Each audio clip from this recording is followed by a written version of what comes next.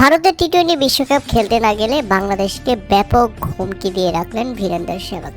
শুধু তাই নয়, ভারতের টি-20 বিশ্বকাপ খেলতে না যাওয়ার এই ব্যাপারটিকে নিয়ে বাংলাদেশকে ব্যাপক সমালোচনা করে মন্তব্য করেছেন ভারতের এই সাবেক ক্রিকেটার। তিনি বলেছেন, আজকাল দেখছি বাংলাদেশও ভারতকে হুমকি দিচ্ছে, তারা ভারতে বিশ্বকাপ খেলতে আসবে না। আইসিসি কোনো হাতের মুয়া নয় যে শুধু গলির ক্রিকেটের কথা শুনবে।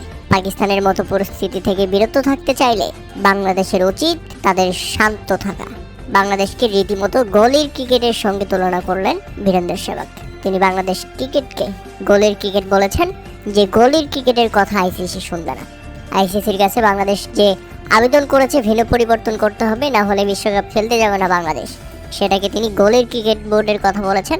গলির ক্রিকেট বোর্ডের কথা শুনবে না আইসিসি, এমনটা বলে উল্লেখ করেছেন তিনি। এমনকি তিনি বলেছেন, পাকিস্তানের মতো পরিস্থিতি না হতে চাইলে বাংলাদেশকে শান্ত থাকতে হবে এবং ভারতে বিশ্বকাপ খেলতে যেতে হবে। এখন কথা হচ্ছে, বীরেন্দ্র সেহবাগের মতো একজন কিংবদন্তি ক্রিকেটার যদি এরকম কথা বলে, একজন ক্রিকেটার যদি সরাসরি রাজনীতি টেনে নিয়ে আসেন ক্রিকেটের মধ্যে, তখন ব্যাপারটি কেমন দেখায়? প্রিয় দর্শক, একজন প্রেজেন্টেটর হিসেবে আমি তো কিছু বলতে পারছি না। বীরেন্দ্র সেহবাগকে নিয়ে আপনাদের মতামত অবশ্যই আমাদের কমেন্ট করে জানাবেন এবং তাকে এক কথায় প্রকাশ করবেন, তাকে কি আখ্যা দেওয়া যায় বাংলাদেশকে নিয়ে এমন মন্তব্য করার জন্য।